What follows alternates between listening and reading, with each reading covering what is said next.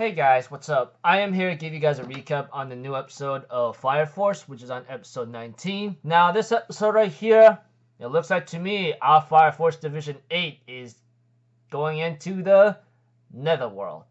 Well, pretty much the title says it all. It says into the Nether, if anything. So, let's just get this started.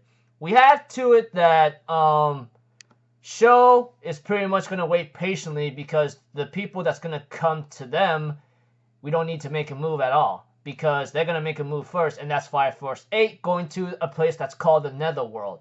Of course, Sho remembers the time when he was a kid that he will protect his little brother, saying, if you are dragged into the Netherworld, I will bring you back no matter what. And we go back to present time where our boy Captain Obi gets ready for another expedition, or should I say another mission that they're going to take.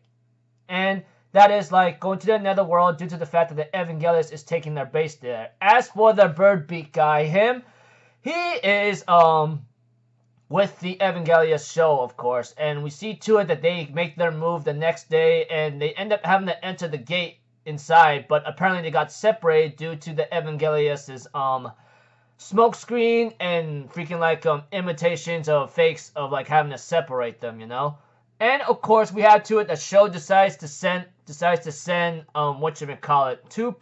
a couple assault slaughter and then bloody fire blast to finish off, to maybe kill off or deal with Fire Force 8. Of course, the Archer woman herself, she's about to make a move as well, etc. We see to it that Obi and Vulcan are pretty much together, and they know each other, that they're the real ones, because Vulcan, let's see here, he's gonna, he has that funny looking goggles things to go through mirages, to look through mirages. As for Maki-chan and Tamaki seems to have another clone duplicate, but we already know who's the real one because it's pretty obvious. She has cat ears, and the other one ends up having her Fire Force clothes lit up, while the other one's not even lit up. Okay, so what the blazing pickles is that? Tell me about it, right? But aside from that, also Tamaki is the real one because her Lucky Lecker thing, which I know a lot of people are going to say, dude, she's nothing really important. She's just that fan service girl who's going to have I have my clothes stripped off because creator of all in the heavens say so. And yeah, obviously it was pretty obvious for me for the get-go because the cat ears and her clothes lit up. Compared to the other one, it's not lit up, and they end up being attacked by someone called Assault, which is a nice name and seems threatening, but not to what you expect. I mean, the way how I said it, it's pretty obvious from the get-go. I mean, then we go to a scene with Maki-chan where she ends up taking on a group of people, and dang lord, I would have her train me instead in terms of hand-to-hand combat. And she ends up using the devices that Vulcan created for her, and she freaking annihilated the fodder people, especially the guy with some kind of fireball mace. And Maki-chan would use the devices that to her advantage, defeat the guy and blasted him, but she will later on literally knock him out into a concussion or possibly a coma after the guy calls her a brawny woman, and she goes who are you calling Cyclops Gorilla, and slammed him down with her fist so hard that he has a big huge dent in his head. As for Tamaki and Iris, Tamaki shows that she can actually really fight, etc., even though there was a scene in this episode where Obi doesn't want her to go, even since she's on suspension and she's with Fire Force Division 1.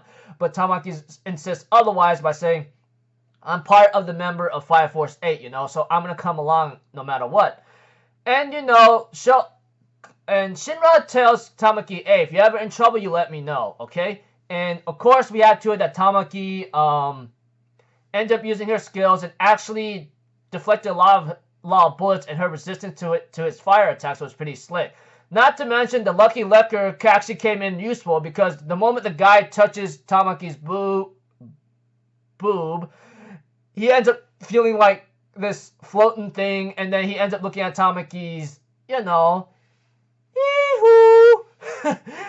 ends up having this,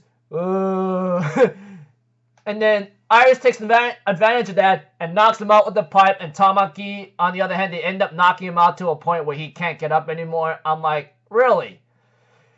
I'm thinking my mind. I think Show's really undermining Fire Force 8 because they're not weak. I mean, we saw Maki. We all know that how strong she is. As for Tamaki, oh man. I mean, there are some things that she comes and play with. As for Shinra and Arthur, I'm pretty sure they can hold their own. I mean, they got the training from Benimaru, so hopefully it should looking good, etc. As for Professor Licht, I don't know where he went.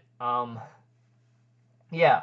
Aside from that, there was one scene that I want to leave out for later, and that's where Shinra ends up having a dream about Iris possibly being consumed by flames. I don't know what that's supposed to mean, but looks like Shinra's really concerned about Iris herself since she's coming along. But if anything, she should be okay. I mean, like, it's a shonen after all, and plot armor is always heavy with a lot of characters in certain series nowadays. So, yeah. So until then, people, I'll see you guys in the next video.